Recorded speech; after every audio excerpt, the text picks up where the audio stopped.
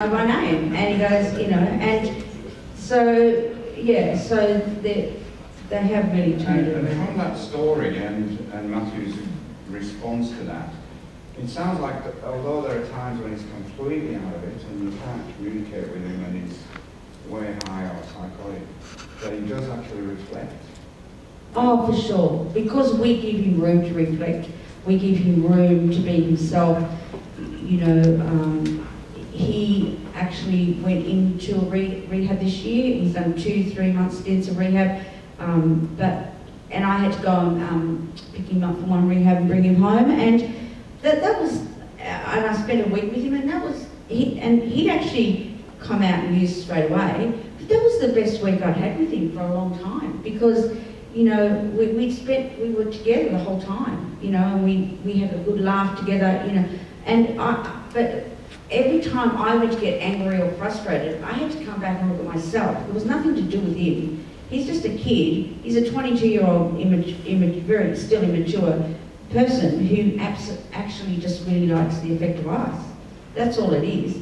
And no different to the old one. He'll work it out. He's going to work it out. He'll work out when to stop and when not to use it. And I can already see that he's now using a lot more harm minimization. And you know, and one day he just won't use ice. I know he won't. And for me, it will be neither here nor there. But that's when I get really annoyed when I see those ads on telly, because he's just a normal kid who happens to have a bit of psychosis here or there. And it's really important that I don't take my anger and frustration out on him and telling him how dare he do this to himself, how dare he does this to the family. I mean, how ridiculous are those things that I say to him, because all I do is break his self-esteem down, you know. And what I noticed with the middle child is when he did decide one day he didn't want to use anymore, and the reason he stopped using heroin is pretty funny as well, but he had his self-esteem still intact. So even though he'd gone in and out of prison a few times, he had been on mad chases with police, he'd been in and out of the police station more than he'd been anywhere else in his life. He came out of it and said, I don't think I'm going to be a very good employee, you know, because if I have to do my police check, it's not going to come up fresh hot. So I think I'll have to start my own business. So got online, set up his own company. This is just like this year. Set up his own company, and now is running a very, very successful excavation company, employing people.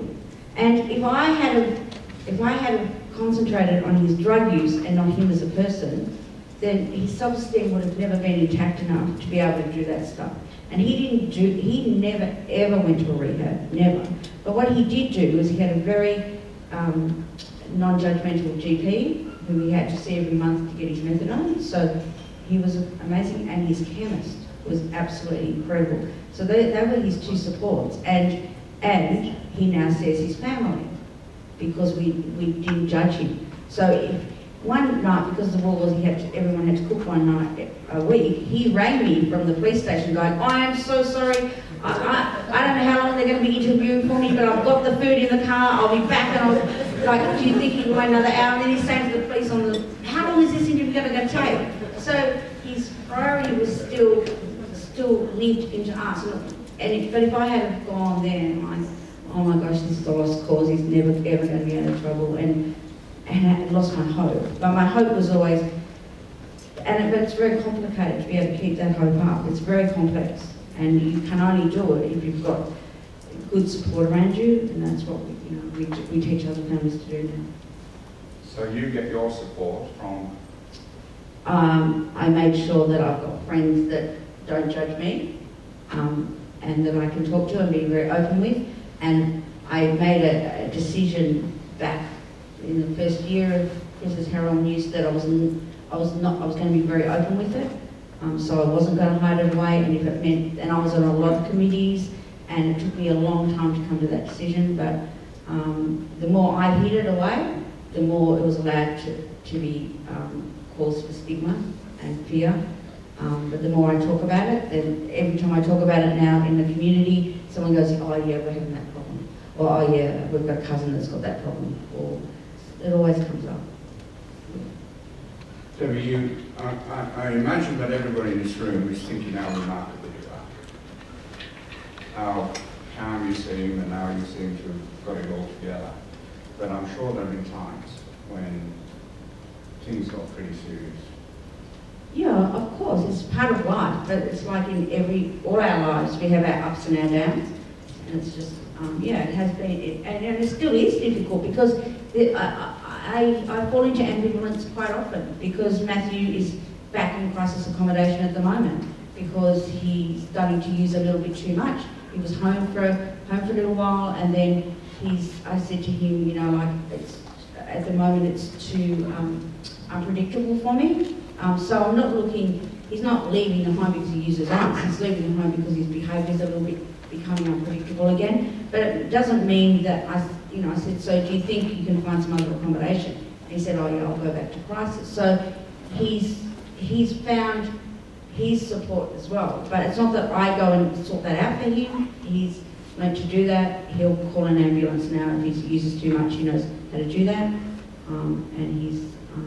But for me, that's still, you know, I still wake at night doing the whole worry thing. It's not like it goes away, miraculously goes away. It's just that I then have to learn how to deal with that. So I have to go back to the way that I've learned to cope, you know. So, but I know now if I wake in the middle of the night and think, oh, he's out there and what's happening, I go, oh, me waking in the middle of the night is not about Matthew, it's about me.